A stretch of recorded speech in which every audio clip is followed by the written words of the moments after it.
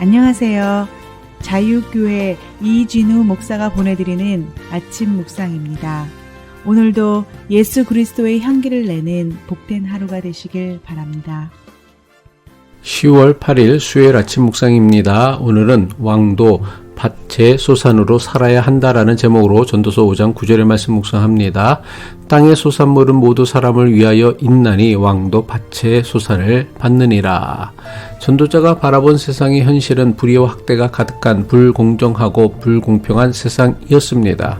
하지만 전도자는 불의와 학대가 가득한 세상의 현실을 고발하면서도 이것을 이상히 여기거나 절망하지 말라고 권면하였습니다. 그 이유는 이 땅의 높은 자들 위에는 더 높은 감찰자, 궁극적으로는 만물의 주관자이자 최후의 심판자이신 전능하신 하나님이 계시기 때문이었습니다.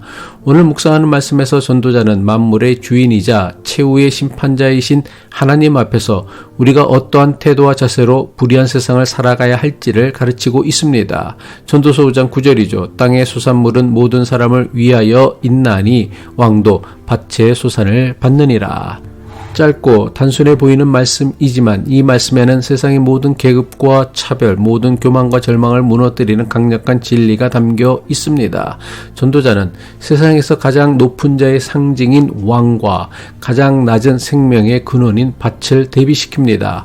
온 나라를 호령하고 막강한 권력을 휘두르는 왕이라 할지라도 자기의 생명을 유지하기 위해서는 밭에서 나는 소산물을 먹어야 합니다. 황금으로 된 잔에 마시고 상아로 장식된 식탁에서 먹을지라도 그가 먹는 빵 한 조각, 채소 한 줌은 농부가 땀 흘려 농사한 밭에서 나온 것입니다.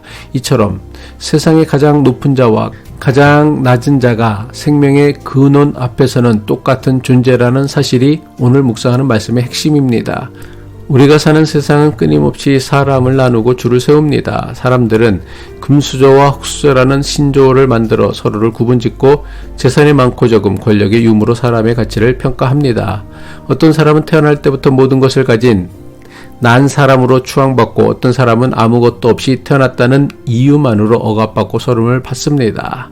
전도자는 세상의 권세를 가진 자들에 의해 정의가 짓밟히고 가난하고 약한 자들이 학대받는 불의한 현실을 똑똑히 보았습니다. 그리고 많은 사람이 세상의 불의와 학대 앞에서 눈물 흘리며 자잘하고 분노합니다. 그러나 전도자는 오늘 묵상하는 말씀에서 인간이 만든 불의하고 불공평한 세상의 질서를 뛰어넘는 하나님의 질서를 보여줍니다. 그것은 바로 밭의 질서입니다. 전도자가 보여주는 밭의 질서는 왕이나 백성이나 부자나 가난한 자나 주인이나 종이나 모두가 땅의 소산물을 먹어야만 살 수 있다는 것입니다. 아무리 대단한 권세와 부를 자랑한다고 할지라도 인간은 결국 해 아래에서 흙의 소산을 의지하며 살아갈 수밖에 없는 존재입니다. 한 사람의 예외도 없이 밭의 소산을 먹어야만 살 수 있다는 의미에서 모든 인간은 연약하고 평등한 존재입니다. 이것이 하나님 앞에서의 우리의 본 모습입니다. 나아가 전도자가 보여주는 밭의 질서는 우리에게 정직함과 가정이라는 또 다른 중요한 진리를 가르쳐 줍니다. 밭은 왕이 심었다고 해서 콩이 밭이 되게 하지 않으며 심은 대로 거두게 하는 정직한 공간입니다. 또한 밭은 씨앗을 뿌린 다음날 바로 열매를 맺지 않습니다. 비와 햇빛을 견디는 인고의 시간을 거쳐야만 결실을 보는 과정의 소중함을 품고 있습니다. 이것은 세상의 편법과 불의 속에서 신음하는 우리에게 결국 하나님의 시간 안에서는 정직한 땀과 인내의 과정이 반드시 승리한다는 깊은 위로와 지혜를 줍니다. 그래서 전도자가 보여주는 밭의 질서는 우리에게 매우 중요한 삶의 태도를 가르쳐 줍니다. 권세가 높고 낮든 밭의 소산물을 먹고 살아야 한다는 밭의 질서는 세상에서 억압받고 고통받는 이들에게 큰 위로와 존엄의 선언이 됩니다. 권력자나 부자가 가난하고 힘없는 사람을 아무것도 아닌 존재처럼 여길지라도 이들 역시 저들이 무시하는 다른 사람과 똑같이 밥을 먹어야만 살 수 있는 인간일 뿐입니다. 또한 전도자가 보여주는 밭의 질서는 내가 가진 부와 권력, 명예는 결코 나만을 위해 주어진 것이 아님을 보여줍니다. 전도자는 단호하게 선언합니다. 땅의 소산물은 모든 사람을 위하여 있나니. 하나님께서 우리에게 허락하신 밭에서 나는 모든 소출, 즉 우리의 재능과 시간과 재물은 나를 포함한 모든 사람을 위해 사용될 때 비로소 그 가치를 바랍니다. 이것이 바로 신앙인이 가져야 할 사회적 책임, 크리스천 오블리주입니다. 크리스천 오블리주는 거창한 구호가 아니라 우리의 삶의 자리에서 시작되는 구체적인 실천입니다.